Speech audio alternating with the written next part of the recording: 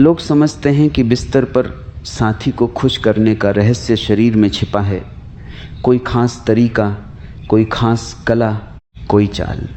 लेकिन सच्चाई इससे कहीं गहरी है। शरीर तो बस दरवाज़ा है, असली मिलन तो चेतना का होता है।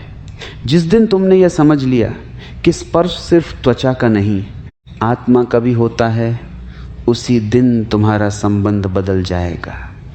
जिस क्षण तुम पाने की भूख छोड़कर देने की उपस्थिति में उतरोगे, उसी क्षण आनंद अपने आप जन्म लेगा। रहस्य तकनीक में नहीं, तुम्हारी जागरूकता में है। अब ध्यान से समझो, अधिकतर लोग बिस्तर पर भी भाग रहे होते हैं। दिन भर की भागदौड़, तनाव, अहंकार, तुलना सब साथ ले आते हैं। शरीर पास होता है पर मन दूर। हाथ छूते हैं लेकिन दिल बंद रहते हैं। इसलिए तृप्ति नहीं मिलती, क्योंकि प्रेम कोई क्रिया नहीं है, वह एक अवस्था है। जब तुम साथी के पास जाओ तो जीतने या साबित करने की भावना से मत जाओ। वहाँ कोई युद्ध नहीं चल रहा, वहाँ कोई परीक्षा नहीं हो रही। वहाँ तो दो आत्माएं एक दूसरे के सामने नंगी सच्चाई में खड़ी हैं। और जो व्यक्ति अपने भीतर से शांत नहीं है, वह दूसरे को शांति नहीं दे सकता। सबसे बड़ा आध्यात्मिक रहस्य यह है उपस्थिति। जब तुम पूरी तरह मौजूद होते हो, बिना किसी कल्पना के, बिना तुलना के, बिना जल्दबाजी के, तब तुम्हारा हर स्पर्श ध्यान बन जाता है।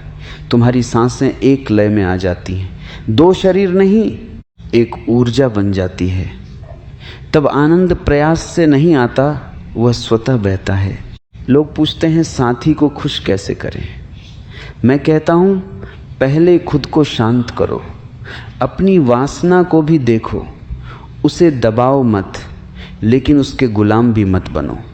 वासना अंधी होती है, प्रेम जागरूक होता है। वासना लेना चाहती है, प्रेम देना चाहता है।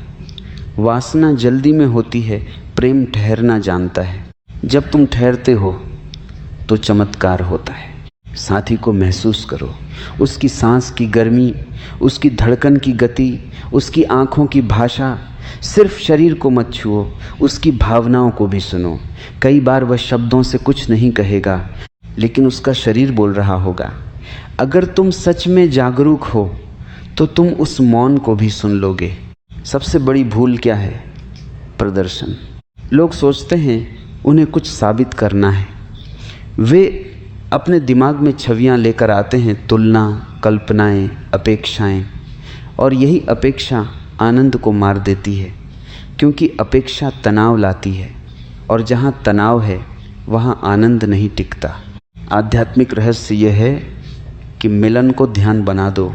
जब तुम स्पर्श करो तो जैसे पहली बार छू रहे हो।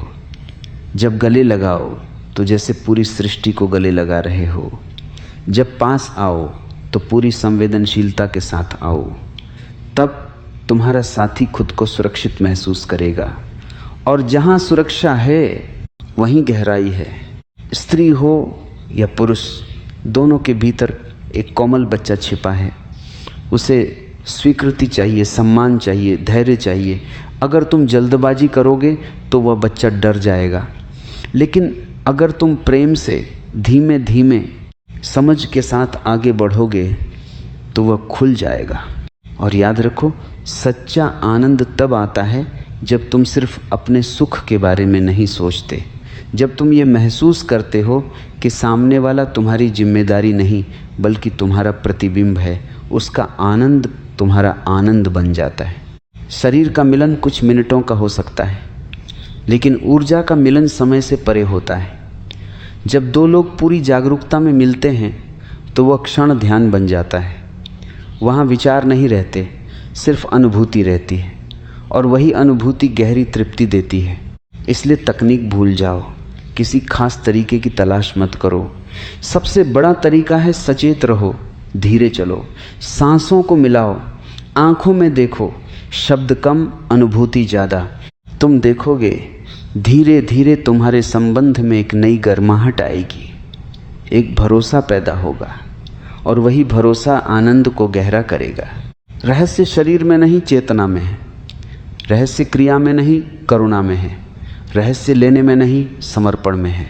जिस दिन तुमने मिलन को ध्यान बना लिया, उस दिन तुम्हारा हर स्पर्श प्रार्थना बन जाएगा। और तब साथी को खुश करने की कोशिश नहीं करनी पड़ेगी। जब दो लोग पास आते हैं तो अक्सर वे सोचते हैं कि अब कुछ करना है। यही करने की बेचैनी सब बिगाड़ देती है, क्योंकि जहाँ करना है वहाँ मन सक्रिय है, और जहाँ मन सक्रिय है वहाँ गहराई नहीं उतरती। मिलन कोई प्रदर्शन नहीं, एक धीमा खुलना है। जैसे कली सूरज की रोशनी में धीरे धीरे खुलती है, वैसे ही आत्मा प्रेम की गर्मी में खुलती है।